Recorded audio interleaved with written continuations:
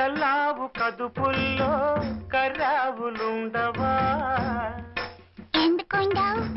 కర్రావు కడుపున ఎర్రావు పుట్టదా? ఏమో. తెల్లావు కదుపుల్లో కర్రావులుండవా?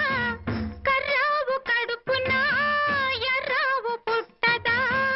గోపయ్యాడున్న గోపెమ్మ ఈడున్న గోధూళి కుంకుమై గోపెమ్మ కంటదా?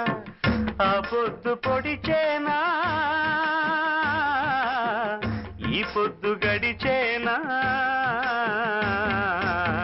ఎందువలన అంటే అందువలన. ఎందువలన అంటే దైవ ఘటన. గోవులు తెల్లన్న గోపయ్య నల్లన్న గోధూళి